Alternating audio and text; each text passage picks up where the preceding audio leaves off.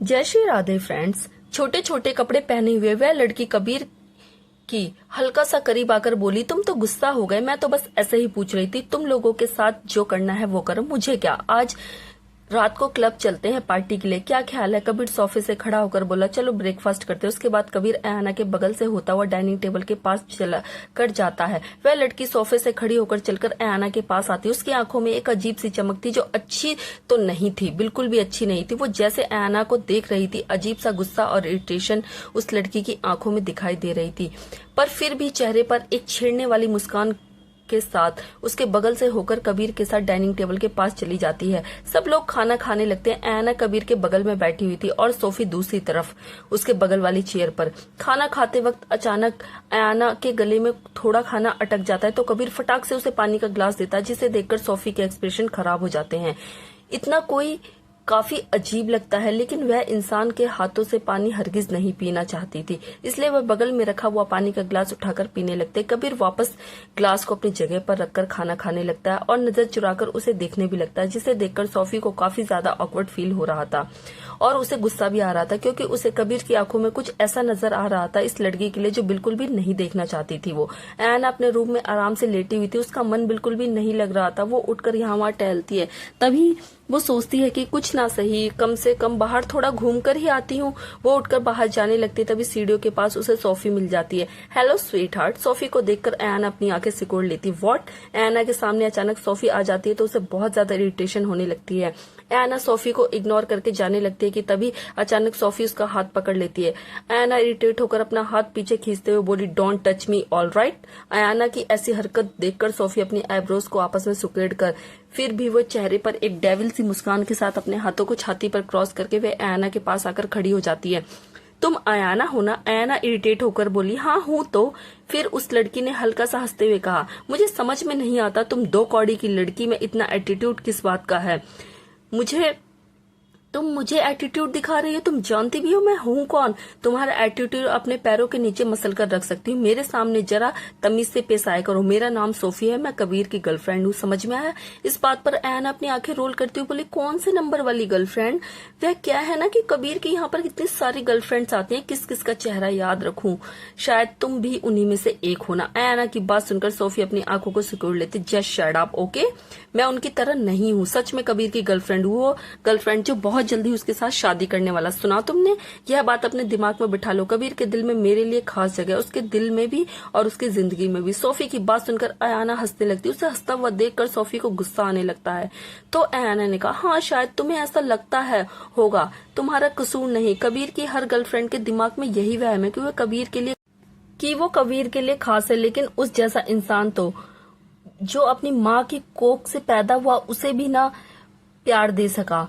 तो तुम लोग कौन हो। सिर्फ उसे अपने जिस्म की भूख मिटानी, इसलिए उसने तुम लोगों को पाल रखा है। इससे ज्यादा तुम्हारी कोई भी औकात नहीं है उसकी जिंदगी में। For him you are not more than a prostitute. Ayana की बात सुनकर सोफी का दिमाग पूरी तरीके से खराब हो जाता है। तुम्हारी इतनी हिम्मत, how dare you call me prostitute. अब अयाना को जोर से धक्का देती है और अयाना का बैलेंस बिगड़ जाता है और देन और प्रोस्टिट्यूट उसकी आंखें फट जाती है और वह सीढ़ियों से गिर जाती है। अयाना सीढ़ियों से गिरने से खुद को नहीं बचा पाती और सीधा गिरते गिरते ग्राउंड फ्लोर पर पहुंच जाती है। अयाना के सिर में सीढ़ी लगने की वजह से इतनी जबरदस्त चोट लगती है कि उसका खून बहने लगता है। वह जमीन पर पड़कर बेहोश हो जाती है। अचानक अपने गुस्से के आगे बेकाबू हो जाने से सोफी ने अभी अभी जो भी कुछ किया उसे देखकर उसके रोमटे खड़े हो गए थे। ऐसा नहीं है कि वह अयाना को धक्का मारना चाहती थी, लेकिन अयाना ने कुछ ज्यादा ही गुस्सा दिला दिया था तो उसने गुस्से में ऐसा कर दिया। अब उसे समझ में नहीं आ रहा था कि वह क्या करे। वह अपना सलाइवा गटक के इधर उधर देखती है, पर वहां पर फिलहाल के लिए कोई भी नहीं था, तो उसके लिए राहत की बात थी। वह फटाक से वहां से चली जाती ताकि किसी को भी पता न चल जाए कि उसने धक्का दिया है। थोड़ी देर में कबीर अपने कमरे से बाहर निकलता हुआ सीढ़ी से होते हुए जैसे ही अपने मोबाइल में देखता हुआ नीचे जा रहा था तो अचानक उसकी नजर अयाना पर पड़ती है। अयाना के सिर से खून निकल रहा था, जिससे पूरा फर्श लाल हो चुका था। कबीर एक सेकंड के लिए तो पत्थर की तरह जम जाता है और अगले ही पल चिल्ला देता है, आयु। कबीर, गौतम, अलीशा और नम्रता सब हॉस्पिटल पहुंचते। अयाना बेहोश हो चुकी थी। अस्पताल पहुंचते ही गौतम तुरंत डॉक्टर के पास लेकर जाता उसे अटेंड करने के लिए। कबीर की आंखों में आज पहली बार डर देखा गया था, घबराहट दिखाई दी थी। उसने अयाना के हाथ को पकड़ रखा था, उसकी नजर उसके चेहरे पर थी। काफी ज्यादा खून बह गया था, अयाना का चेहरा बिल्कुल सफेद पड़ चुका था। कबीर ने अयाना के सर को कपड़े से ढक रखा था कि खून को बहने से रोका जाए। अयाना को की हालत देखकर डॉक्टर भी परेशान हो जाते। ओ माय गॉड, इसे तो तुरंत लेकर आइए, डॉक्टर अपने वार्ड बॉय से बोलता है और वार्ड बॉय तुरंत अयाना को स्ट्रेचर पर एक वार्ड में लेकर चले जाते हैं। अलीशा तो जोर जोर से रो रही थी, यहाँ तक कि नम्रता की आंखों में भी आंसू आ गए। तो उन्होंने एक्सपेक्ट भी नहीं किया था कि अयाना के साथ ये सब कुछ हो जाएगा। किसी को नहीं पता था कि उसके साथ ये सब कुछ कैसे हुआ। गौतम अलीशा के पास जाता है और उसे शांत करने की कोशिश करता है। रिलैक्स अलीशा, कुछ नहीं होगा उन्हें, वो ठीक हो जाएंगी। रोना बंद करो बच्चे, तुम्हारी तबीयत खराब हो जाएगी। अलीशा ने रोते हुए गौतम की तरफ देखकर कहा, अयाना दीदी मर जाएंगी क्या? अचानक अलीशा की बात सुनकर कबीर हैरानी से उसकी तरफ देखता है। गौतम कबीर की तरफ देखता है और फिर अलीशा से कहता है, नहीं बेटा, ऐसा कुछ नहीं होगा, कुछ भी नहीं होगा उनको, वह बिल्कुल ठीक हो जाएंगी, बस जरा सी चोट लगी है उन्हें। अभी डॉक्टर गए हैं ना अंदर, उनका अच्छे से इलाज कर देंगे, उसके बाद वह बिल्कुल ठीक हो जाएंगी। चलो अब अच्छे बच्चों की तरह रोना बंद करो। अगर उन्हें पता चला कि तुम उनके लिए इतना ज्यादा रोई हो तो उनकी तबीयत और भी ज्यादा खराब हो जाएगी और वो तुम पे गुस्सा करेंगी। अच्छे बच्चे बनो और रोना बंद करो। अलीशा चुप हो जाती है। गौतम नम्रता की तरफ देखता है, उसकी आंखों में भी आंसू थे। गौतम अपना हाथ आगे बढ़ाता है और नम्रता के आंसुओं को पोंछ देता है। नम्रता नजर उठाकर जब गौतम की तरफ देखती है तो वह उसे ना रोने का और चुप हो जाने का इशारा करता है। नम्रता गौतम का इशारा समझकर आंसू पोंछ लेती है और रोना बंद कर देती, क्योंकि उसकी वजह से अलीशा ज्यादा डर रही थी। बड़ी होने के नाते उसे अलीशा को संभालने की जरूरत थी, ना कि खुद को बच्चों की तरह रोने की। कुछ घंटे बाद फाइनली डॉक्टर बाहर आते हैं तो कबीर डॉक्टर के पास जाकर बहुत डाक आवाज में और हल्की घबराहट के साथ पूछता है, वो कैसी है डॉक्टर? डॉक्टर कबीर से बोला, बहुत ज्यादा खून निकल गया है उनके सर पर चोट लगने की वजह से, अभी उनको ऑब्जर्वेशन में रखना पड़ेगा, देखते हैं कि कब तक होश आता है। 24 घंटे के अंदर होश आ ही जाए तो ठीक है, वरना। इसके आगे डॉक्टर को कुछ बोलने की जरूरत नहीं पड़ती। उसके चेहरे की सीरियसनेस बता रही थी कि अगर 24 घंटे के अंदर अयाना को होश नहीं आया तो खतरा बढ़ सकता है। यह सुनकर तो कबीर के रोंगटे खड़े हो जाते हैं। कबीर गौतम से बोला, गौतम पता करो कि किसने किया है, अयाना के साथ यह सब कुछ, सीसीटीवी कैमरा चेक करो। गौतम ने कबीर से कहा, बॉस एक्चुअली सीसीटीवी कैमरास को सर्विस के लिए कुछ वक्त के लिए बंद किया गया था, तो अभी तक शुरू नहीं किए गए। तो मुझे ऐसा लगता है कि अयाना के साथ किसने यह सब कुछ किया है यह खुद ही बता पाएगी। उसके होश में आने का इंतजार करते कबीर ने से अपना गुस्सा कंट्रोल नहीं हो रहा था। अपनी मुट्ठियों को कस के खड़ा हुआ, अयाना के साथ यह सब कुछ जिसने भी किया है उसकी तो खैर नहीं, उसे कबीर के बहुत खतरनाक गुस्से का सामना करना पड़ेगा। गौतम हॉस्पिटल से घर आता है नम्रता और अलीशा को घर पर छोड़ने के लिए। वह लोग पूरा दिन से हॉस्पिटल में बैठे थे। गौतम चाहता था कि वह घर पर जाके थोड़ा आराम करे। हॉस्पिटल में कबीर ने कहा कि वह रुकेगा अयाना के साथ, इसलिए किसी को यहाँ पर रुकने की जरूरत नहीं। कबीर के आगे भला किसी की चलने वाली तो नहीं थी। गौतम दोनों को लेकर घर आ गया। गौतम बाहर गार्डन में चेयर पर बैठा हुआ था, उसका चेहरा उसके हाथों में था और वह थोड़ी चिंता में लग रहा था। तभी कोई उसके कंधे पर हाथ रखता है। गौतम पलटकर देखता तो वहां पर नम्रता खड़ी हुई थी। उसके हाथ में कॉफी के 2 कप थे। नम्रता कॉफी को गौतम की तरफ बढ़ाते हुए बोली, कॉफी। गौतम ने कॉफी के कप को अपने हाथ में लेकर कहा, थैंक यू, इसकी जरूरत थी, सर में बहुत ज्यादा दर्द हो रहा था। नम्रता एक उदास भरी मुस्कान के साथ गौतम के बगल में बैठ जाती है। गौतम नम्रता से बोला, अलीशा सो गई? नम्रता ने कहा, बहुत रो रही थी, मुश्किल से सुलाया उसे। अयाना दीदी को कब तक होश आएगा? गौतम ने कहा, अब तक तो नहीं आया, क्या पता सुबह तक आ जाए। नम्रता गौतम से बोली, लेकिन उनके साथ ऐसा कौन कर सकता है? ऐसा कौन वो सीढ़ियों से उन्हें धक्का दे सकता है? क्या तुम्हें लगता है कि वो एक्सीडेंटली गिरी है? गौतम ने जवाब दिया, पता नहीं है, तो उनके होश में आने के बाद ही पता चलेगा। दोनों कुछ देर तक इसी तरह बैठे रहते हैं। अलीशा बहुत ज्यादा प्यार करती है अयाना दीदी से, इसलिए वो इतनी ज्यादा इमोशनल हो गई। नम्रता की बात सुनकर गौतम ने कहा, जब से वो यहाँ पर आई है हमेशा उसी के साथ रहती है। अयाना ने काफी अच्छे से संभाल कर रखा है उसे, शायद इसलिए वह उसे इतना प्यार करने लगी। नम्रता गौतम के कंधे पर अपना सर रख लेती है। अचानक नम्रता के ऐसा करने से गौतम को थोड़ा अजीब लगता है, थोड़ा ऑकवर्ड, पर वो अपनी जगह पर बैठा रहता है। नम्रता गौतम से बोली, ये रिश्ते भी बहुत अजीब चीज है, कई बार खून के रिश्ते में भी इतना प्यार नहीं होता जितना किसी अनजान इंसान से हो जाता है। अयाना दीदी वाकई में बहुत अच्छी है, शायद इसलिए अलीशा उनसे बहुत ज्यादा प्यार करती है। और एक यहाँ पर मैं हूँ, मेरे खून के रिश्तों ने भी मुझे कभी प्यार नहीं किया और मुझे उन लोगों के हाथों बेच दिया। पता नहीं कोई इतना पत्थर दिल कैसे हो सकता है। जैसे मेरे भाई और भाभी थे, उन्होंने मुझे मुसीबत में अकेला, और एक तुम हो जो जानते तक नहीं कि मैं कौन हूँ, फिर भी मेरी मदद की। और रहने के लिए घर दिया, खाने के लिए खाना दी, सिक्योरिटी दी। तुम्हारे साथ मुझे बहुत अच्छा और सेफ फील होता है। गौतम नम्रता की तरफ देखता है। नम्रता की आंखें नम हो गई थी। उसके भाई भाभी ने उसके साथ ऐसा जो भी कुछ किया था वाकई में बहुत तकलीफ देने वाला था। आखिर कोई अपना किसी अपने के साथ इस हद तक कैसे गलत कर सकता है? नम्रता सर उठाकर गौतम की आंखों में देखती है। गौतम उसे ही देख रहा था। नम्रता गौतम से बोली, मैं तुमसे एक बात पूछूं, अगर तुम बुरा ना मानो तो? गौतम अपनी नजरों को थोड़ा हटाते हुए बोला, पूछो, इसमें बुरा मानने वाली कौन सी बात है? मैं तुम्हारी किसी भी बात का बुरा नहीं मान सकता। गौतम की बात सुनकर नम्रता के होठों पर जाने अनजाने ही सही लेकिन एक छोटी सी मुस्कान आ जाती। वह गौतम से बोली, तुमने मेरी मदद क्यों की? यह सुनकर गौतम ने जवाब दिया, क्योंकि मतलब नहीं करनी चाहिए थी क्या? नम्रता ने कहा, नहीं मतलब क्योंकि तुम मुझे जानते भी नहीं थे, तुम्हारी कुछ लगती भी नहीं थी, फिर भी तुमने मेरे लिए बदमाश लड़कों के साथ लड़ाई की और मुझे यहाँ पर लेकर आए। एक अनजान लड़की के लिए इतना सब कुछ क्यों किया? गौतम नम्रता की तरफ देखकर बोला, पता नहीं, शायद इसलिए क्योंकि मैं यह करना चाहता था। मैं किसी को मुसीबत में नहीं देख सकता था। तुम्हारी जगह कोई और भी होती तो उसकी भी मदद करता, और करनी भी चाहिए, इंसानियत के नाते ही सही। किसी की मदद करने के लिए खून का रिश्ता होना जरूरी नहीं, किसी भी तरह का कोई भी रिश्ता होना जरूरी नहीं। इंसानियत एक चीज, ऐसी चीज है, ऐसा मजबूत रिश्ता है जिसे हर इंसान को आपस में बांध रखा है। तो किसी के बीच कोई रिश्ता हो या ना हो, पर इंसानियत का रिश्ता जरूर होना चाहिए। मेरा भी तुम्हारे साथ इंसानियत का ही रिश्ता था, इसलिए मैं तुम्हारी मदद की। उसके बाद नम्रता ने गौतम से सिर्फ इतना कहा, सिर्फ इसलिए बस। नम्रता की बात सुनकर गौतम हल्के से कंफ्यूजन में उसकी तरफ देखता है, मगर नम्रता उसे कुछ अलग नजरों से देख रही थी। पता नहीं क्यों, लेकिन नम्रता की आंखों में कुछ अलग ही था। जिस तरह से वह उसे देख रही थी, गौतम ने भी नोट करता है। उसे अजीब सी फीलिंग आती है, बहुत अजीब, बहुत ऑकवर्ड होते हुए गौतम ने कहा, और क्या बात हो सकती है? गौतम अपनी नजरें चुराने लगता है, पर नम्रता उसे प्यार भरे नजरों से देखती ही रहती है। गौतम को बहुत ऑकवर्ड लगता है। उसे इन नजरों की बिल्कुल भी आदत नहीं थी। कोई लड़की उसे इतना प्यार से देखे उसे बहुत अजीब लगता है। नम्रता बच्ची थी, मगर गौतम बहुत मैच्योर इंसान था। उसे इस चीज का अंदाजा हो जाता है कि कौन किसे किस नजरों से देख रहा है, और इस वक्त नम्रता की नजरें अच्छे से पढ़ सकता था। वह खड़ा होकर बोला, बहुत देर हो गई है ना, तुम जाकर सो जाओ, मुझे एक बार फिर से सिक्योरिटी चेकिंग करनी है। Good night. गौतम चला जाता है। नम्रता उसे रोकना चाहती थी, लेकिन वह नहीं रुकता, वह चला जाता है। नम्रता हल्की सी उदास होकर वहीं पर बैठी रहती है और सोचती है, क्या सिर्फ इंसानियत का रिश्ता ही है हमारे बीच? क्या बस इसलिए तुमने मेरी मदद की थी? क्या कोई और रिश्ता नहीं हो सकता? कोई और फीलिंग्स, कोई और एहसास नहीं हो सकता हमारे बीच? अस्पताल में कबीर अयाना के वार्ड में एंट्री करता है। अयाना बिस्तर पर आराम से लेटी हुई थी। उसकी आंखें बंद थी। मशीन आसपास साउंड कर रही थी। हाथ में आईवी की सुइयां लगी हुई थी। वह अब तक होश में नहीं आई थी। डॉक्टर ने कहा था कि उसका 24 घंटे के अंदर होश आना बहुत जरूरी है। घंटे बीत चुके थे। आई होप कि बहुत जल्द ही अयाना होश में आ जाए। आज कबीर की आंखों में कुछ ऐसे जज्बात नजर आ रहे थे जो पहले कभी नहीं आए।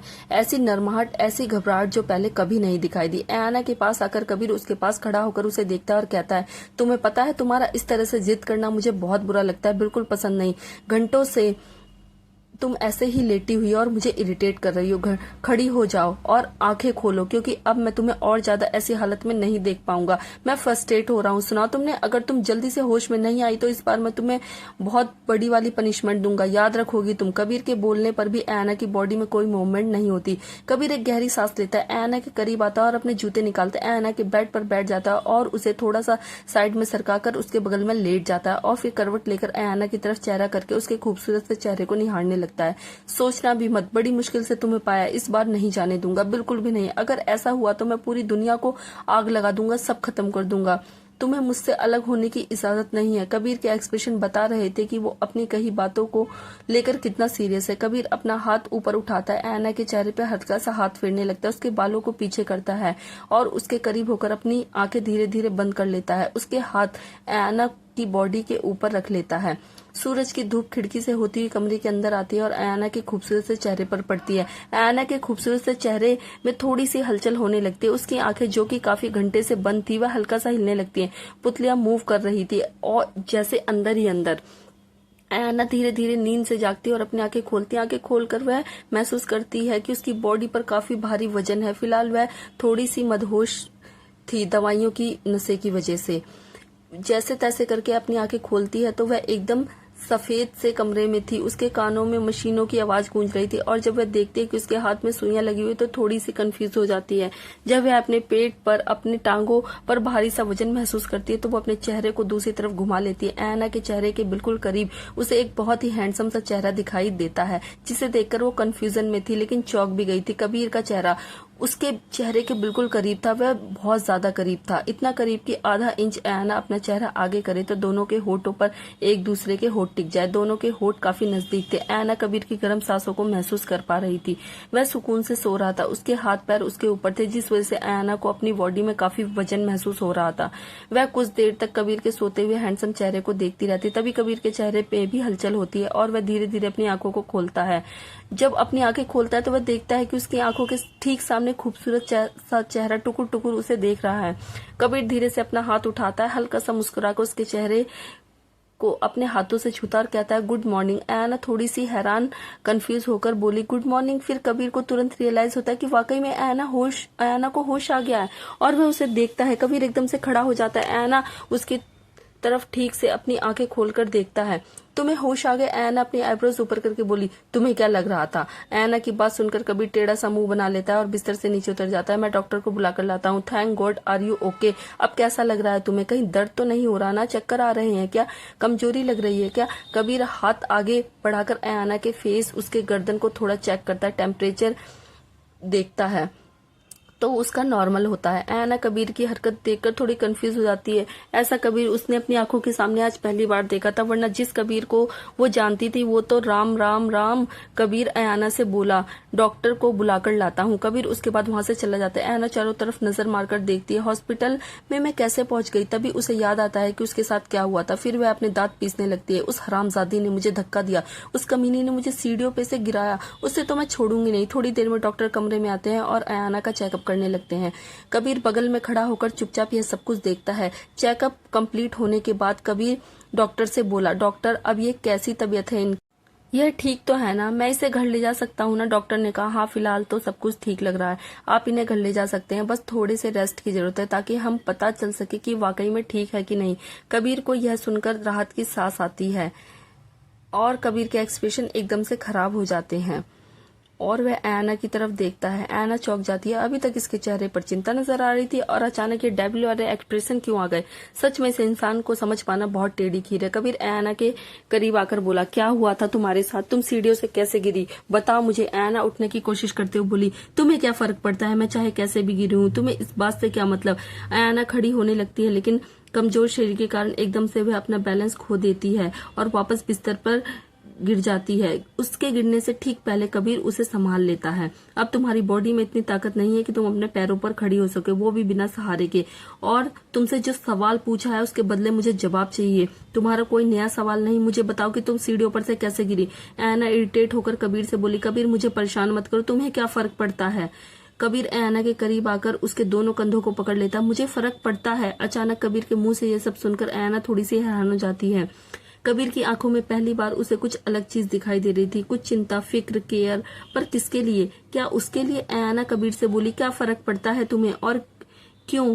क्या लगती हूँ मैं तुम्हारी? दुश्मन ही तो हूँ मैं तुम्हारी। ऐना की बात सुनकर कबीर अब इरिटेट हो गया था। वह उससे बोला तुमसे जितना पूछा गया है सिर्फ उतना जवाब दो। तुम मेरी क्या लगती हो? तुम्हारा क्या लगता? इसके बारे में बाद में सोचना और बाद में बात करना।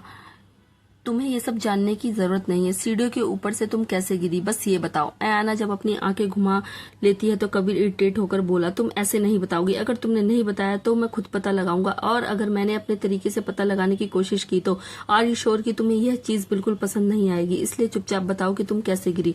ऐना अनोइंग आवाज में बोली ओके फाइन, मैं गिरी नहीं थी, मुझे धक्का दिया गया था। यह सुनकर कबीर के एक्सप्रेशन खराब हो जाते हैं और आंखें आपस में सिकुड़ जाती है। धक्का दिया था? उसके बाद कबीर अपनी मुट्ठियों को कस के बहुत डार्क आवाज में बोला किसने दिया था? ऐना कबीर की तरफ देखकर बोली और कौन दे सकता है? तुम्हारी वह कद्दू सी शकल वाली गर्लफ्रेंड जिससे तुम शादी करने वाले हो। यह सुनकर कबीर चौंक जाता है। Sophie?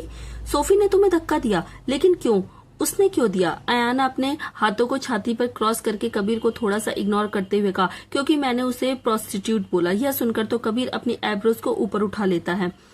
Are you serious? Aina Kabir की तरफ देखकर बोली तो और क्या बोलती। तुम्हारे साथ जो लड़कियां रात बिताने के लिए आती हैं वह किसी शरीफ घर की लड़कियां तो नहीं हो सकती, प्रोस्टिट्यूट ही होंगी ना। कबीर डिसबिलीफ के साथ ऐना को देखता है। उसके चेहरे पर आर यू सीरियस टाइप के एक्सप्रेशन थे।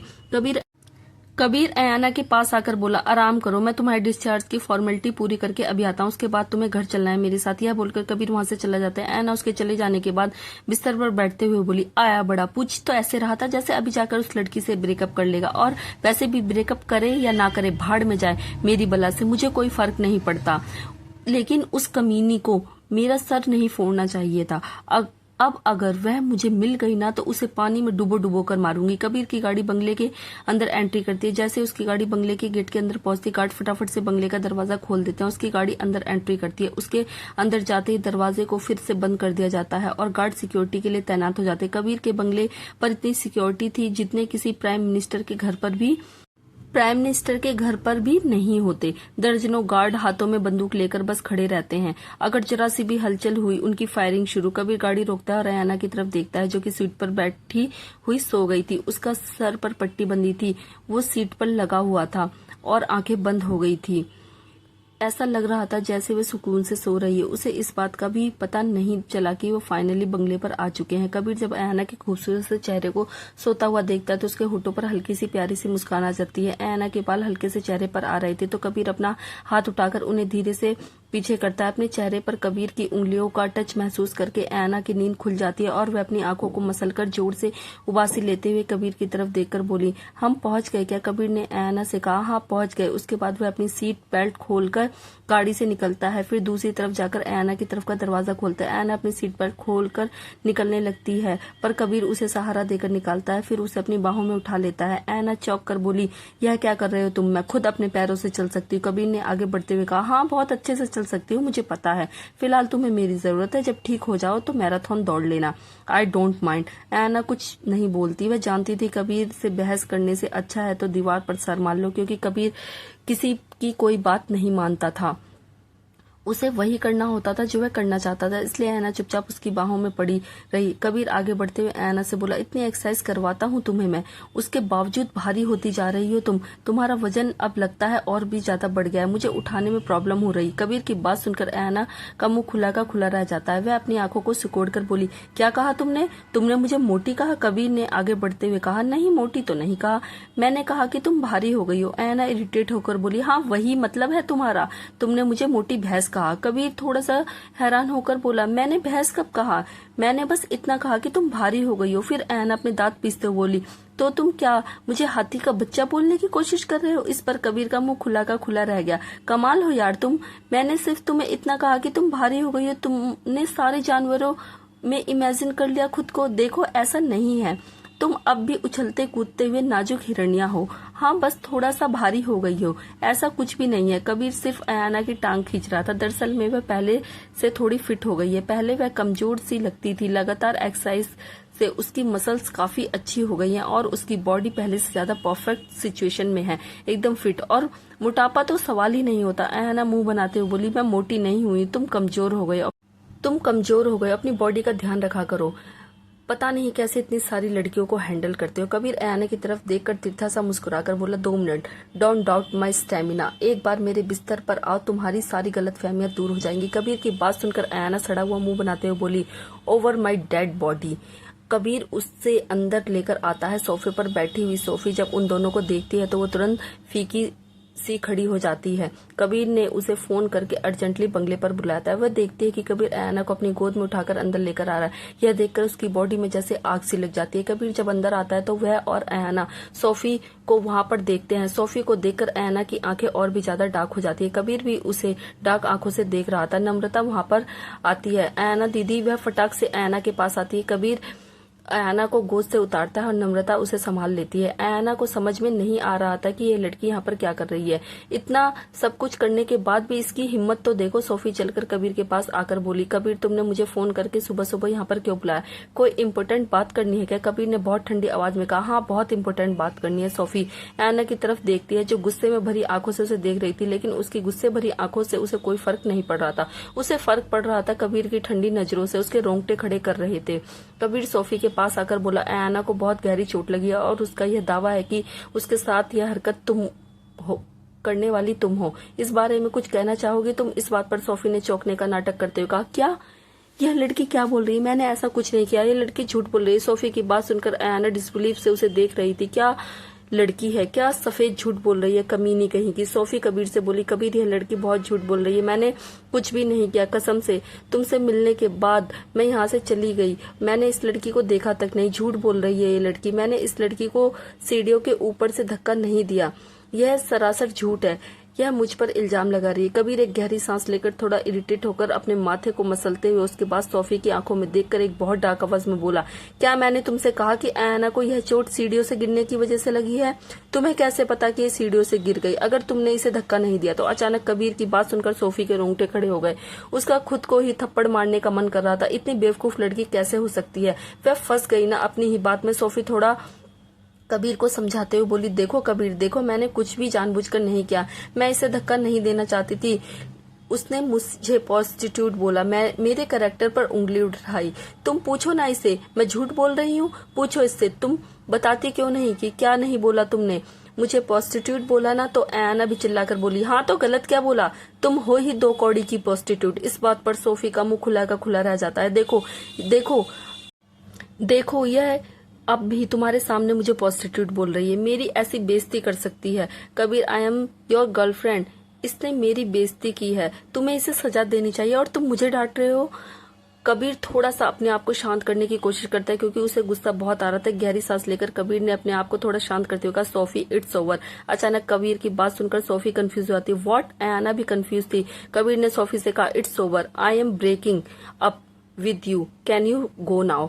कबीर की बात सुनकर सोफी और आयाना दोनों के पैरों के नीचे से जमीन खिसक जाती है। What the hell is this? Kabir ने अभी अभी आयाना के लिए सोफी से ब्रेकअप कर लिया। लाइक सीरियसली, यह बात बिल्कुल भी डाइजेस्ट होने वाली नहीं थी, ना सोफी के लिए ना ही आयाना के लिए। सोफी डिसबिलीव के साथ कबीर से बोली, क्या कहा तुमने अभी अभी? तुम मुझसे ब्रेकअप कर रहे हो और वो भी किस लिए? इस लड़की के लिए? Kabir, are you serious? I am your girlfriend. तुम मेरे साथ ऐसा कैसे कर सकते हो? सोफी इतना ही बोलती है कि कबीर गुस्से भरी नजरों से उसकी तरफ देखता है, जिसे देखकर उस लड़की के बाकी शब्द उसके गले में ही अटक जाते हैं। सोफी, मैंने तुमसे बोल दिया ना, everything is over between us. तुम अब यहाँ से जा सकती हो। सोफी को गुस्सा आता है, बहुत ज्यादा गुस्सा। वह कबीर से गुस्से में चिल्लाकर बोली, तुम्हारी हिम्मत कैसे हुई कबीर? तुम जानते भी हो तुम क्या बोल रहे हो? तुम मुझसे ब्रेकअप नहीं कर सकते। और किसके लिए कर रहे हो? इस 2 कौड़ी की लड़की के लिए? क्या लगती है यह तुम्हारी? बोलो। You are breaking up with me for that bloody bitch, that bloody slut. Sophie की बात सुनकर आयाना को गुस्सा आता है पर वह कुछ बोलती उससे पहले कबीर गुस्से में चिल्लाकर बोला, शट अप। अचानक कबीर के गुस्से में चिल्लाने से पूरे हॉल में एकदम से सन्नाटा छा जाता है। सब लोग चौंक जाते हैं। सोफी और आयाना तो बहुत ज्यादा चौंक जाती है। कबीर ने गुस्से में सोफी से बोला, अगर एक और शब्द तुमने आयाना के बारे में कहा तो मुझसे बुरा कोई नहीं होगा। मैं उसके बारे में एक शब्द भी नहीं सुन सकता। तुमने उसे चोट पहुंचाने की हिम्मत भी कैसे की? तुम्हारी हिम्मत भी कैसे उसे हाथ लगाने की? सोफी गुस्से में कबीर के पास आकर बोली, क्या लगती है लड़की तुम्हारी? इसके लिए तुम मुझसे ऐसे कैसे बात कर सकते हो और कैसे छोड़ सकते हो? मुझ पर कैसे चिल्ला सकते हो? कबीर बहुत डार्क आवाज में और आंखों से सोफी की आंखों में देखते हुए बोला, आयाना मेरी क्या लगती है और मेरी लाइफ में उसकी क्या इम्पोर्टेंस है ये तुम्हें जानने की जरूरत नहीं। इतना समझ लो कि वह मेरे लिए बहुत ज्यादा जरूरी है, उतनी ही जरूरी जितनी जीने के लिए सांसें होती है। मैं कुछ भी बर्दाश्त कर सकता हूँ लेकिन कोई इसे हर्ट करे ये चीज मैं बिल्कुल भी बर्दाश्त नहीं कर सकता। इसके अलावा कोई उसे हाथ नहीं लगा सकता, कोई उसे हर्ट नहीं कर सकता। I will now tolerate this, now get lost. Kabir की बात सुनकर आयाना की आंखें बड़ी हो जाती है और दिल एकदम से बहुत जोर से धड़कने लगता है। कबीर ने अभी अभी क्या कहा उसके बारे में? वह उसकी लाइफ में उतनी इम्पोर्टेंस रखती है जितने जीने के लिए सांसें।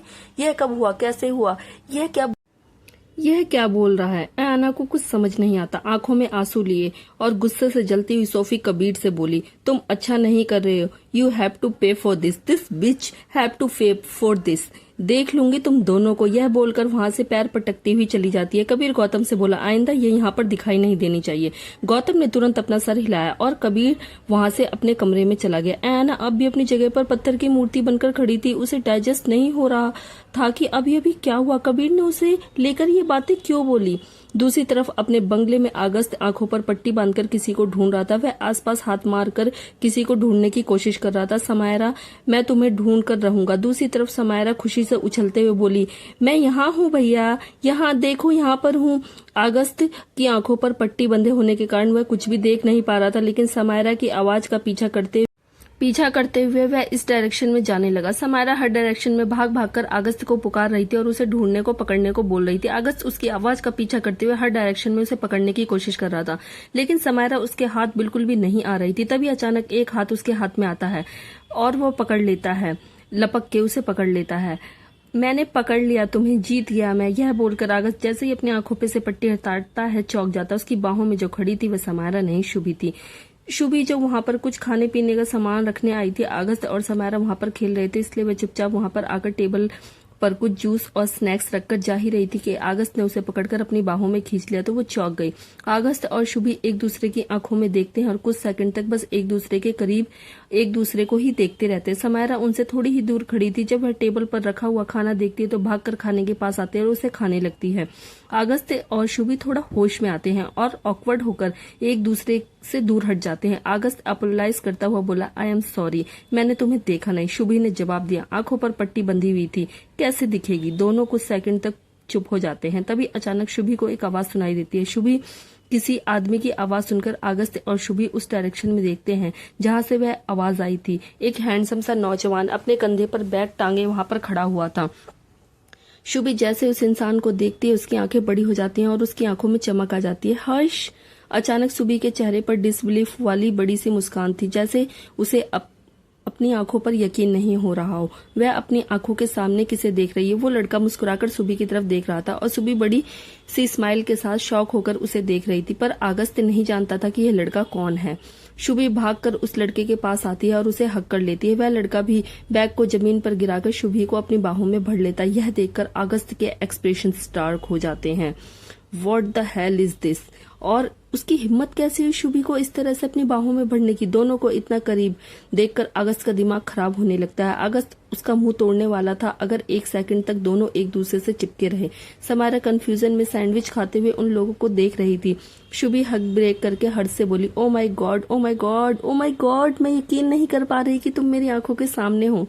तुम इंडिया कब आए और मुझे बताया क्यों नहीं? हर्ष ने मुस्कुराकर कहा, अभी आया हूँ और आता ही सबसे पहले तुमसे और समायरा से मिलने आया हूँ।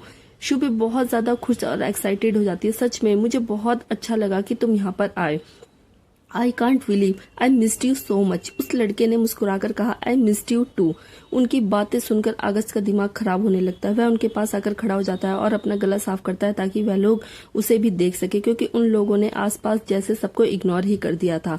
शुभी अभी भी हर्ष की बाहों में थी। जो चीज अगस्त को बर्दाश्त से बाहर थी वो उसे पकड़ के अपनी तरफ खींच लेता है और बगल में खड़ा कर देता है। कुछ सेकंड के लिए मूवमेंट बहुत ऑकवर्ड हो जाती है। दोनों अगस्त की तरफ देखते हैं। फिर शुभी हर्ष से बोली, हर्ष ये अगस्त है, समायरा का भाई। हर्ष मुस्कुराकर अपना हाथ आगे बढ़ाता है, हेलो सर। अगस्त थोड़ी इरिटेटिंग शक्ल बनाकर हर्ष की तरफ देखता है, जैसे उसे देखकर घंटा कोई खुशी नहीं हुई और ना ही उससे हाथ मिलाने में कोई दिलचस्पी। हर्ष थोड़ा ऑकवर्ड होकर हाथ को फिर से पीछे कर लेता है। जब अगस्त उससे हाथ नहीं मिलाता तो शुभी को ये चीज काफी अजीब लगी और शुभी ने कहा कि समायरा का भाई, क्या मतलब कि वो सिर्फ समायरा का भाई है? तुम्हारा कुछ नहीं लगता? हाँ, वैसे कैसे इंट्रोड्यूस करवाती, अब उसका हस्बैंड तो रहा नहीं, लेकिन उसका इंट्रोडक्शन देने का तरीका अगस्त को चुप गया, अच्छा नहीं लगा। अगस्त शुभी से बोला, कौन है ये? मैंने तो उसे पहले कभी नहीं देखा। शुभी अगस्त से बोली, यह मेरा और समायरा का फ्रेंड है, हम लोग कॉलेज में साथ पढ़ते थे, पर बाद में इसकी स्कॉलरशिप लग गई और ये पढ़ने के लिए अब्रॉड चला गया। उसे दिन से आज मिल रहा है ये हमें। ओ माई गॉड हर्ष, तुम पहले से ज्यादा हैंडसम हो गए हो। सच यार, यह बोलकर शुभी हर्ष के बालों को ठीक करती है। तुम्हारे हेयर स्टाइल तो काफी इम्प्रेसिव है। शुभी हर्ष की थोड़ी सी तारीफ कर देती है और हर्ष थोड़ा शर्माने लगता है। Thank you so much. तुम्हें तो पता है ना कि मैं हमेशा से ही हैंडसम था। हाँ, बाहर जाने के बाद थोड़ा और इम्प्रूवमेंट आ गया है मेरे अंदर। उस लड़के की बात सुनकर अगस्त इरिटेटिंग फेस बना लेता है। हैंडसम माय फुट, इस हेयर स्टाइल में बंदर लग रहे हो और ऐसे कैसे मेरे घर में घुस आए? सिक्योरिटी गार्ड्स क्या चुपचाप बैठकर चाय पी रहे? ऐसे कैसे किसी को भी अंदर आने दे सकते? लगता है उनकी खबर लेनी पड़ेगी। अगस्त को उन पर बहुत गुस्सा आ रहा था और इस लड़के पर भी। शुभी हर्ष से ऐसे मिल रही थी जैसे पता नहीं जन्मों का बिछड़ा प्यार मिल गया। यह चीज अगस्त को और भी ज्यादा इरिटेट कर रही थी और गुस्सा दिलाती थी। हर्ष और शुभी एक दूसरे के साथ बड़ा हंस हंस कर बात कर रहे थे और समायरा भी उनके बीच बैठी बहुत ज्यादा एंजॉय कर रही थी। अगस्त उनसे दूर डाइनिंग टेबल की चेयर पर बैठा हुआ अपने लैपटॉप को खोलकर कुछ काम कर रहा था। असल में वो कुछ काम नहीं कर रहा था, बस लैपटॉप को खोलकर बैठा था ताकि शुभी और हर्ष पर नजर रख सके। उसकी आंखें काफी ठंडी लग रही थी, आंखों को सिकोड़ कर उन लोगों को देख रहा था और ऐसे काम कर रहा था, ऐसे दिखा रहा था जैसे वो ऑफिस का ही काम करने में बिजी हो। शुभी हर्ष से बोली, मैं तुम्हारे लिए कोल्ड कॉफी बनाकर लेकर आती हूँ। मुझे पता है कि तुम्हें मेरे हाथों की कोल्ड कॉफी बहुत पसंद है। वैसे तो अभी तक यही पसंद है ना, या बाहर जाने के बाद तुम्हारी पसंद बदल गई, किसी और के हाथों की पसंद आ गई? हर्ष ने अपनी आंखों को रोल करते हुए बोला, कम ऑन शुभी, मेरी पसंद तो तुम ही हो, बिल्कुल बदली नहीं। उसके बाद शुभी का हाथ पकड़कर बोला, मुझे आज भी वही पसंद है जो पहले था, और वैसे जो बात इन हाथों में है वो दुनिया में किसी और हाथों में नहीं। यू हैव नो आइडिया कि वहां पर जाकर तुम्हारे हाथों की बनी कोल्ड कॉफी मैंने कितनी मिस की। हर्ष की बात सुनकर अगस्त के एक्सप्रेशन थोड़े डार्क हो जाते हैं और वह अपने मन ही मन में बड़बड़ाता है, उसका हाथ छोड़, वरना बात मेरे मुक्के में है, वो भी दुनिया में किसी के मुक्के में नहीं मिलेगी तुझे। मैं कहता हूँ हाथ छोड़ उसका, हाथ छोड़ अभी। अगस्त अपनी मुट्ठी को जोर से कस के डार्क आंखों से उन लोगों को देख रहा था। सुबह हंसते हुए बोली, वेरी वेल, मैं अभी बनाकर लेके आती हूँ तुम्हारी फेवरेट कोल्ड कॉफी। और समायरा, क्या तुम क्या लोगी? समायरा ने उछलते हुए कहा, मैं भी कोल्ड ड्रिंक पीऊंगी। शुभी ने समायरा से कहा, नहीं सैम, कोल्ड ड्रिंक नहीं, तुम्हें ठंड लग जाएगी। मैं एक काम करती हूँ, तुम्हारे लिए जूस लेकर आती हूँ, ठीक है? यह सुनकर समायरा मुंह बना लेती है, पर मुझे कोल्ड ड्रिंक ही पीनी है, मुझे जूस नहीं पीना। शुभी कुछ बोलने ही वाली होती है कि हर्ष ने कहा, अरे जब इसे कोल्ड ड्रिंक पीनी है तो ले आओ ना, थोड़ी सी में क्या हो जाएगा? शुभी ने मुस्कुराकर कहा, ठीक है, मैं अभी लेकर आती हूँ। यह बोलकर शुभी वहां से चली जाती। जाते जाते वह अगस्त के पास आने लगती है। अगस्त उसे इग्नोर करने का नाटक करते हुए लैपटॉप में देखने लगता है। अगस्त के पास पहुंचकर शुभी ने पूछा, अगस्त, मैं कोल्ड कॉफी और कोल्ड ड्रिंक लेकर आ रही हूँ, तुम्हें कुछ चाहिए? अगस्त ने कहा, black coffee without sugar. Shubhi अपना सर हिला देती है और किचन में चली जाती है। अगस्त एक बार फिर से हर्ष की तरफ देखता है जो समायरा के साथ खेल रहा था। समायरा उसके साथ काफी ज्यादा खुश लग रही थी। हर्ष को पहले ही शुभी ने समायरा की हालत के बारे में बता दिया था, तो हर्ष जितना हो सके उतना अच्छे से अच्छा बिहेव करने की कोशिश कर रहा था समायरा के साथ, ताकि समायरा उसके साथ कंफर्टेबल हो जाए। थोड़ी देर में वह उनके पास आकर बैठ जाता है। सो हर्ष राइट, अगस्त सोफे पर बैठते हुए बोला। हर्ष उसकी आवाज सुनकर अपने अटेंशन को उसकी तरफ कर देता है और उसकी तरफ चेहरा करके बैठ जाता है। जी हर्ष ग्रेवाल। अगस्त अपने एक पैर को दूसरे पैर पर रखकर काफी ठंडे लुक देते हुए बोला, तुम रहते कहाँ पर हो? आई मीन तुम्हारी फैमिली इसी शहर में है या कहीं और? यह सुनकर हर्ष ने जवाब दिया, जी मेरे मॉम डैड तो बचपन में ही गुजर गए थे, मेरा बड़ा भाई है और उनकी फैमिली है, वो लोग इस शहर में नहीं रहते, दूसरे शहर में रहते हैं, लखनऊ में ही, यहीं रहते हैं हॉस्टल में, और शुभी और समायरा के कॉलेज में ही पढ़ता था। बाद में मैं अब्रॉड चला गया पढ़ाई के लिए और अब बस वेकेशन पर घूमने आया हूँ, और भाई का कुछ जरूरी काम भी करना था, तो इसलिए आने के बाद सोचा कि शुभी और सैम से भी मिलता चलूं। काफी लंबे अरसे के बाद मुलाकात हुई है हमारी। अगस्त ने ये सुनकर हल्का सा अपना सर हिलाकर कहा। उसने घड़ी में टाइम देखते हुए बोला, काफी लेट हो गया, तुम्हें अपने भाई से मिलने निकलना नहीं है क्या? आई मीन लखनऊ के लिए तुम्हें देर हो जाएगी। अगस्त बस यह चाहता था कि यह इंसान किसी भी तरह यहाँ से निकल जाए, क्योंकि जाने अनजाने ये इंसान उसे बहुत इरिटेट कर रहा था। हर्ष ने मुस्कुराकर कहा, जी वह लोग फिलहाल बाहर घूमने गए हैं, अभी वो लखनऊ में नहीं है, जब वो आ जाएंगे उसके बाद ही मैं वहां पर जाऊंगा। 2 दिन के बाद आएंगे वो लोग, 2 दिन मैं इसी शहर में गुजारूंगा। यह सुनकर अगस्त अंदर ही अंदर इरिटेट हो रहा था। वह हर्ष से बोला, अरे तुम्हें पता नहीं आजकल मौसम काफी खराब चल रहा है, मेरे ख्याल से तुम्हें लखनऊ के लिए जितना जल्द हो सके उतनी जल्दी ही निकल जाना चाहिए, बाद में क्या पता रास्ता क्लियर मिले या ना मिले। इस पर हर्ष ने कहा, हाँ मैंने ट्रेन की टिकट्स बुक करवा ली है। यह सुनकर अगस्त अंदर से खुश हो जाता है। तो फिर तुम आज रात को निकल रहे हो ना? हर्ष कुछ बोल पाता उससे पहले ही शुभी किचन से बाहर आती हुई बोली, आज रात को? कौन निकल रहा है आज रात को? हर्ष तुम आज रात को तो बिल्कुल भी नहीं जाओगे, यह क्या तुम आए और चल दिए, ऐसे नहीं चलेगा। शुभी हाथ में ट्रे लेकर वहां पर पहुंचती है और उसे टेबल पर रख देती है। उसके बाद वो ट्रे में से कोल्ड कॉफी उठाने लगती है। अगस्त अपना हाथ आगे बढ़ाता है कि शुभी कोल्ड कॉफी उठाकर हर्ष को देती है और अगस्त का हाथ हवा में ही रह जाता है, क्योंकि उसे लग रहा था कि वह उसे देने वाली है उसकी ब्लैक कॉफी। उसके बाद शुभी कोल्ड ड्रिंक उठाकर समायरा को देती है। अगस्त के चेहरे पर थोड़े अनोइंग से एक्सप्रेशन आ जाते हैं। शुभी हर्ष के पास बैठते हुए बोली, तुम आज रात को कहीं नहीं जा रहे हो, यह बात अभी हुई है ना? 2 दिन बाद ना, तुम 2 दिन बाद ही जाओगे, अभी जाने की क्या जरूरत है, 2 दिन बाद चले जाना। अगस्त इरिटेट हो जाता है। उसने सबको कॉफी कोल्ड ड्रिंक दी, उसने कॉफी उसे क्यों नहीं दी? अगस्त अपने फ्रस्ट्रेशन को थोड़ा कंट्रोल करता है और खुद ही अपनी कॉफी को उठा लेता है। हर्ष ने जवाब दिया, अरे नहीं, आज नहीं जा रहा हूँ, 2 दिन बाद ही जाऊंगा। टिकट तो 2 दिन बाद की ही कंफर्म हुई है। यह सुनकर शुभी खुश हो जाती है। That's great. वैसे तुम रुके कहाँ पर हो? हर्ष ने जवाब दिया, यहीं पर थोड़ी सी दूर में एक 5 स्टार होटल में, होटल फुल मून, वहीं पर रुका हूँ। इस पर अगस्त ने तुरंत कहा, हाँ वो होटल काफी अच्छा है, तुम वहाँ पर आराम से रह सकते हो, कोई प्रॉब्लम नहीं होगी तुम्हें। यह सुनकर शुभी मुंह बनाते हुए बोले, होटल? सीरियसली? बिल्कुल नहीं, तुम वहाँ पर नहीं रुकोगे। तुम वहाँ पर कैसे रुक सकते हो? तुम यहीं पर रुकोगे, हमारे घर पर। शुभी के मुंह से यह सब निकलते ही अगस्त की कॉफी उसकी हलक में ही अटक जाती है और वह जोर जोर से खांसने लगता है। शुभी, हर्ष और समायरा अगस्त की तरफ देखते हैं। उसके बाद हर्ष शुभी से बोला, नहीं, मैं यहाँ कैसे रुक सकता हूँ? नहीं, मैं होटल में ही ठीक हूँ। शुभी ने मना करते हुए कहा, बिल्कुल भी नहीं, अगर मैं कभी अब्रॉड आई तो क्या तुम मुझे होटल में रुकने दोगे? अपने घर इनवाइट नहीं करोगे? हर्ष ने कहा, बिल्कुल करूंगा, मेरे होते हुए तुम होटल में कैसे रुक सकती हो? तो शुभी ने कहा, तो मैं भी तो वही बोल रही हूँ, मेरे होते हुए तुम होटल में कैसे रुक सकते हो? तुम यहीं रुकोगे, हमारे घर। अगस्त की आंखें थोड़ी और बड़ी हो जाती है। समायरा ने कहा, हाँ हमारा घर बहुत बड़ा है, तुम यहीं पर रुको, बहुत मजा आएगा, हम बहुत खेलेंगे।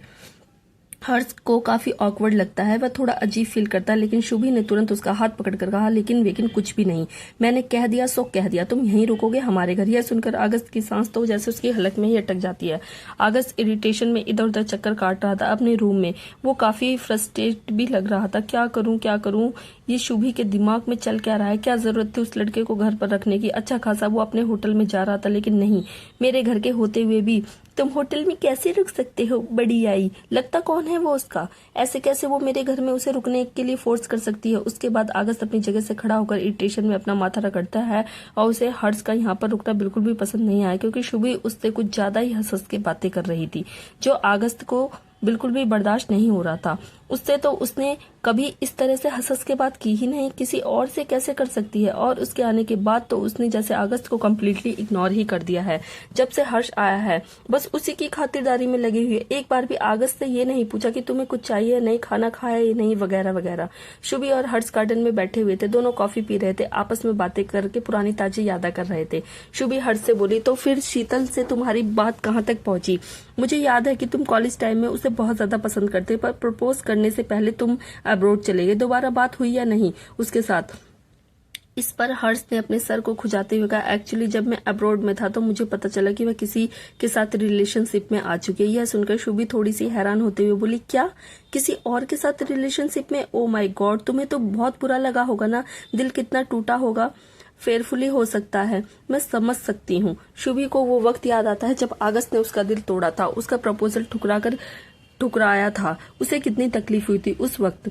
इस बात पर हर्ष ने हल्का सा हंसते हुए कहा, अरे नहीं, इतना भी कुछ खास नहीं। हर्ष की बात सुनकर शुभी उसे कंफ्यूजन लुक देते हुए बोली, क्या मतलब? तो हर्ष ने जवाब दिया, अच्छा ही था कि उस वक्त मैंने उसे प्रपोज नहीं करा और अब्रॉड चला गया, वहां पर मेरी मुलाकात किसी और से हो गई, और सच बताऊं तो मुझे उससे पहली नजर में ही प्यार हो गया। उसके लिए मैंने जो फील किया वह शीतल के लिए कभी नहीं किया था, इसलिए उसके किसी और के साथ रिलेशनशिप में मैं होने से मुझे कोई भी फर्क नहीं पड़ा, मैं अपनी जिंदगी में खुश हूँ। यह सुनकर शुभी खुश होते हुए बोली, रियली? ओ माय गॉड, क्या नाम है उसका? हर्ष ने बताया, शोना।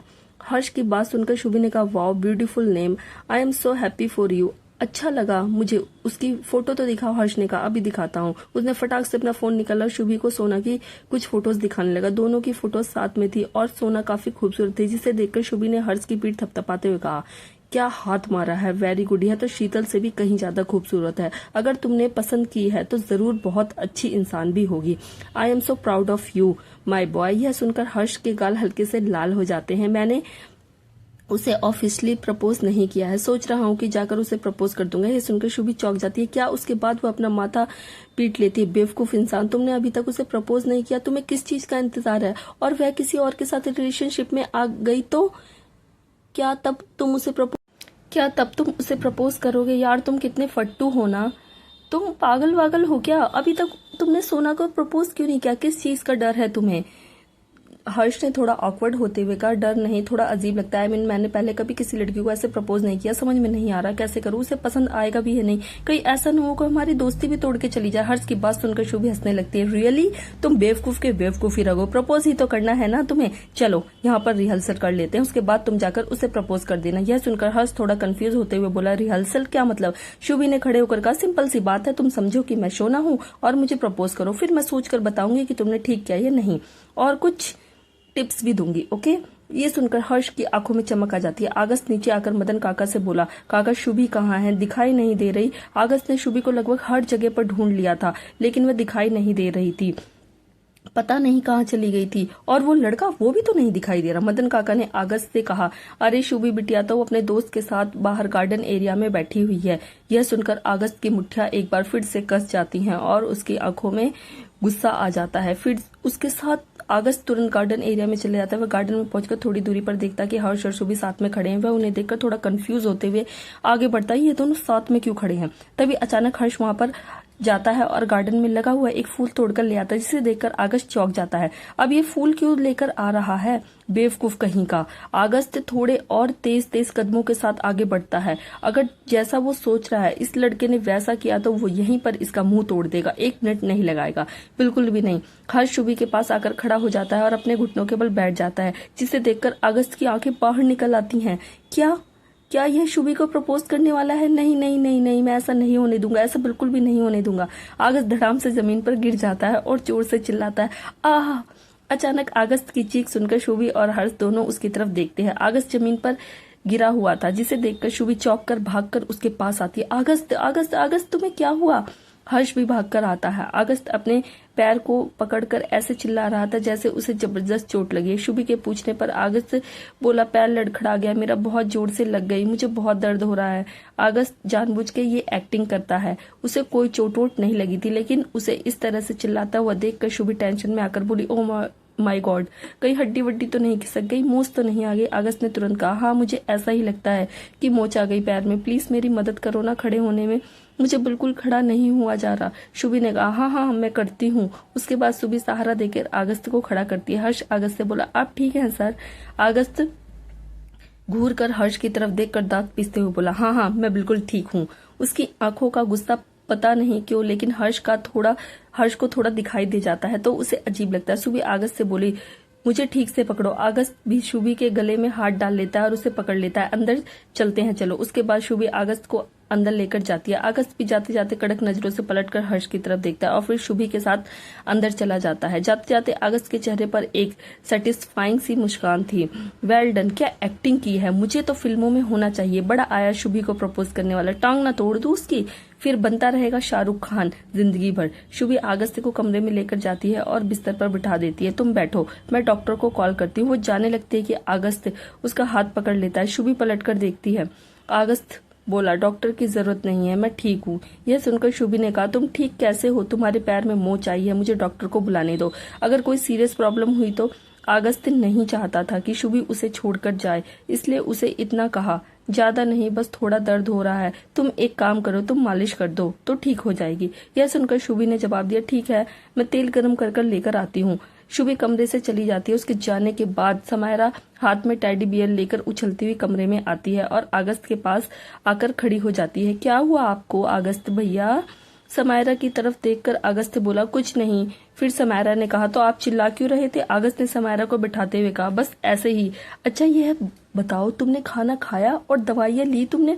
समायरा ने कुछ सोचने के लिए अपनी आंखों की पुतलियों को थोड़ा ऊपर नीचे किया और फिर तुरंत 3-4 बार हाँ में अपना सर हिला दिया। हाँ, मैंने खाना भी खा लिया, दवाई भी ले ली और शुभी ने मुझे चॉकलेट भी दे दी। ये सुनकर अगस्त मुस्कुराकर समायरा के गाल पर हाथ रखता है। एक तो पता नहीं समायरा ठीक कब होगी, पता नहीं कब तक अगस्त उसे ऐसे देखना पड़ेगा। समायरा अगस्त से बोली, वो जो लड़का है ना शुभी का दोस्त हर्ष, वह बहुत अच्छा है, आपको पता है? वह मेरे लिए एक ब्यूटीफुल सी हेयर क्लिप लेके आई है, देखो मैंने लगा रखी है। समायरा अपने बालों में लगाई हुई बार्बी डॉल की हेयर क्लिप अगस्त को दिखाती है। हर्ष के बारे में सुनकर ही अगस्त अंदर ही अंदर इरिटेट हो जाता है। उसके बाद वह कुछ सोचकर समायरा से पूछता है, अच्छा सैम, मुझे एक बात सच सच बताओगी?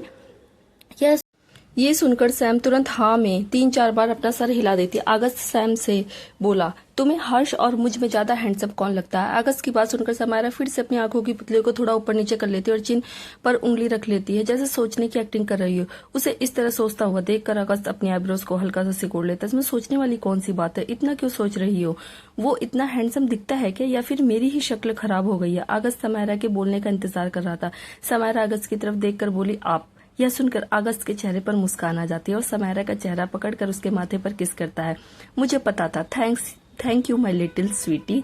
उसके बाद समायरा ने कहा, अब आप मुझे कैंडी दोगे? वह कलरफुल वाली। अगस्त ने कहा, हाँ बिल्कुल, जितनी तुम्हें चाहिए उतनी लाकर दूंगा। ओके। सैम खुश होकर जाती है। उसके बाद समायरा कमरे से उठकर चली जाती है। अगस्त कमरे में आराम से तकिए पर अपना सर रख के सोचता है, मैं उससे ज्यादा हैंडसम हूँ। सवाल ही नहीं उठता कि शुभी उसकी तरफ अट्रैक्ट हो सकती है। बिल्कुल भी नहीं, ऐसा नहीं होने दूंगा।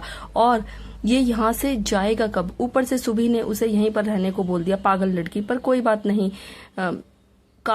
एक काम करता हूँ, जब तक वो इस घर में है तब तक ऑफिस नहीं जाऊंगा, यहीं से ही सारा काम करूंगा। मुझे इस लफंगे इंसान पर कोई भरोसा नहीं। अगर मेरी गैर हाजिरी में उसने सुबी को प्रपोज कर दिया तो अगस्त ये सोचकर ही थरथरा जाता है कि हर सुबी को प्रपोज कर देगा। सुबी थोड़ी देर में कमरे में आती है और अगस्त के पैरों की तरफ बैठकर उसके पैरों को अपने हाथों में लेकर गर्म तेल उसके पैर पर लगाकर मालिश करने लगती है। अगस्त चुपचाप अपनी जगह पर बैठा होता उसे देख रहा था। कोई चोट नहीं लगी थी उसके पैर में, उसके बावजूद भी बेचारी बच्ची से मालिश करवा रहा था। लेकिन अब अगर वह यह बोल देता था कि मेरे पैर में कुछ नहीं हुआ तो शुभी को क्या जवाब देगा? उसने इतना ड्रामा क्यों किया? इसलिए चुप रहने में ही भलाई। शुभी अपने नरम नरम हाथों से गरम गरम तेल से अगस्त के पैरों की मसाज करने लगती है। अगस्त चुपचाप बैठा हुआ शुभी के खूबसूरत से चेहरे को देखे जा रहा था और शुभी अगस्त के पैरों को मसाज दे रही थी। तभी उसकी नजर अगस्त पर पड़ती है जो बस उसे ही टुकुर टुकुर देखे जा रहा है। शुभी ऑकवर्ड होकर अपनी नजरें थोड़ा नीचे कर लेती है। थोड़ी देर में तेल मसाज करने के बाद वह अगस्त से बोली, अब तुम आराम करो, और वो जाने लगती है। अगस्त उससे बोला, शुभी पलटकर अगस्त की तरफ देखती है। वो अगस्त ने कहा, थैंक यू। शुभी जाने लगती है और वह दरवाजे के पास पहुंचती है। तभी अचानक उसका पैर हल्का सा लड़खड़ा जाता है। वो गिरने वाली होती है और वो खुद को किसी तरह संभाल लेती है। अगस्त जब यह देखता है वो तुरंत बिस्तर से खड़ा होकर भागकर शुभी के पास जाता है, उसे पकड़ लेता है। तुम ठीक हो? अगस्त शुभी को अपनी बाहों में पकड़ लेता है। शुभी अगस्त को देखकर चौंक जाती है। वो हैरानी से अगस्त के पैर की तरफ देखती है। अगस्त को तुरंत रियलाइज होता है कि उसने क्या कर दिया और वह अंदर ही अंदर अपने आप को डांट रहा था। शिट शिट शिट, बेवकूफ, ये क्या कर दिया मैंने? शुभी डार्क नजरों से अगस्त की आंखों में देखती है। अगस्त थोड़ा ऑकवर्ड होकर इधर उधर नजरें फेरने लगता है। शुभी कड़क आवाज में बोली, तुम्हें चोट वोट लगी भी थी या नहीं? तुमसे चला भी नहीं जा रहा था, इतनी जल्दी ठीक हो गया? अगस्त थोड़ा ऑकवर्ड होकर अपना सर खुजाने लगता है। हाँ, वो बस थोड़ी सी। अगस्त इतना ही बोलता है कि शुभी अनोइंग सा लुक देकर वहां से चली जाती है। उसके जाने के बाद अगस्त अपने सर पर थप्पड़ मारता है। उसका मन तो कर रहा था कि दीवार पर अपना सर मार दे। नाराज हो गई। अब उसे कैसे मनाऊं? मैंने यह सब क्यों किया? नहीं करता तो वो साला प्रपोज कर देता उसे। अगस्त इरिटेट होकर खड़ा हो जाता है। दूसरी तरफ अयाना गार्डन में जाती है। वहां पर घोड़े के तबेले के पास पहुंचती है। वो अक्सर घोड़े को देखती है लेकिन कभी उनके पास जाने का उसे मौका नहीं मिला। सारे घोड़े काफी अच्छी नस्ल के खूबसूरत थे। अयाना अपना हाथ आगे बढ़ाकर एक घोड़े के सर पर हाथ फेरती है। वह घोड़ा अपना सर हिलाता है जिसे देखकर अयाना मुस्कुरा देती है। इन्हें चारा डाल देती हूँ। अयाना यह सोचकर चारा उठाती है और घोड़े को डालने लगती है। चारा डालते डालते उसके दिमाग में कबीर की बात गूंजती है। कबीर ने अपनी गर्लफ्रेंड से यह बोलकर ब्रेकअप किया था। अयाना उसके लिए इम्पोर्टेंट है। उसे अब तक नहीं समझ आया कि कबीर ने ऐसा क्यों कहा। भला वह क्यों इम्पोर्टेंट है उसके लिए? उसने कहा सासू से भी ज्यादा इम्पोर्टेंट। क्या मतलब सासू से ज्यादा? आखिर वह उसकी लगती क्या है? दुश्मन ही है ना। और दुश्मन इतना इम्पोर्टेंट कैसे हो सकता है? कभी कभी तो कबीर की हरकतें अयाना को भी पागल कर देती थी। समझ में नहीं आता था वो क्या करता है। To be continue. हर हर महादेव दोस्तों।